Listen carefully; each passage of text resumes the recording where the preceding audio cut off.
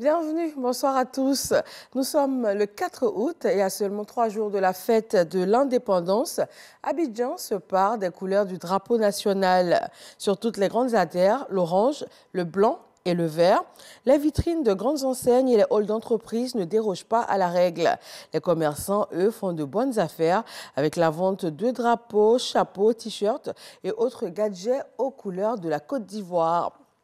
Comme chaque année, à la faveur de cette célébration nationale, va se tenir la Journée nationale de l'excellence. L'État reconnaît le mérite de personnes physiques ou morales qui contribuent à l'essor de la nation ivoirienne. Mama Traoré nous donne un aperçu de la cérémonie de cette année. L'an 62 de la Côte d'Ivoire indépendante. Il sera célébré dans l'union et la discipline à Yamoussoukro. Quant au travail, troisième valeur de la devise nationale, lui sera célébré plus tôt ce vendredi à Abidjan, lors de la Journée nationale de l'excellence. Ils étaient au nombre de 85 lauréats l'an dernier. Cette année, 87 personnes physiques et morales sont annoncées. L'innovation de cette 9e édition reste l'avènement de 2 prix suscités par le chef de l'État, le prix d'excellence de la bonne gouvernance et celui dédié à la lutte contre la corruption. Nous sommes conscients donc de la portée de la question. C'est une thématique nouvelle qui est développée en Côte d'Ivoire. Ce qu'on a envie de faire, c'est de briser les tabous autour de cette question de lutte contre la corruption. De parler franchement, qu'est-ce que la corruption, qu'est-ce qu'il faut faire, qu'est-ce qu'il ne faut pas faire. C'est tout le pays qui en gagnerait. C'est l'ingrédient essentiel pour le développement de la Côte d'Ivoire. Il n'y a pas d'autres alternatives à la bonne gouvernance. Il faut y aller, il faut lutter contre la corruption. Chacun des 87 lauréats recevra un trophée, un diplôme, assorti d'une enveloppe de 10 millions de francs CFA. Question de les encourager à se parfaire dans leur domaine d'activité respectifs. Les lauréats classés 2e et 3e dans chaque catégorie recevront leur distinction dans les mois à venir. À l'Assemblée nationale, les députés ont délibéré et adopté 6 projets de loi, entre autres le projet relatif au divorce et à la séparation de corps. Le texte prévoit des réformes, notamment sur la réduction du délai des procédures de divorce.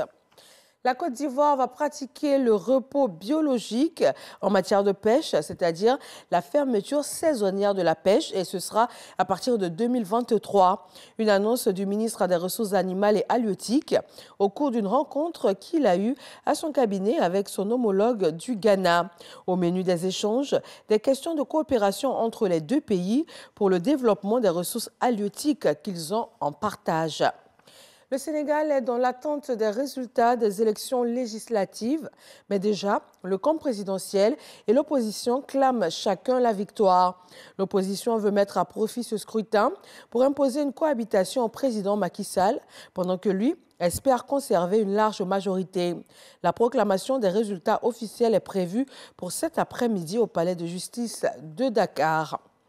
Le Rwanda soutient les rebelles du M23, un groupe armé très actif dans l'est de la République démocratique du Congo, selon un rapport d'experts mandaté par l'ONU.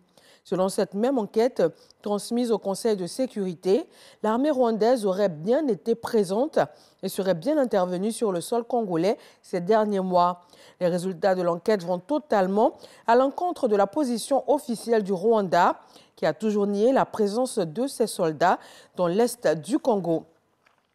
4 des 5 missiles balistiques chinois qui sont tombés dans la zone économique exclusive du Japon auraient survolé l'île de Taïwan. C'est une annonce faite aujourd'hui par le ministère japonais de la Défense. Le Japon a déposé une protestation auprès de la Chine par voie diplomatique, qualifiant l'incident de problème grave qui affecte sa sécurité nationale et celle de ses citoyens. Voilà, merci de toujours vous informer sur RTI 1. C'est avec beaucoup de plaisir que nous vous retrouvons à 20 h.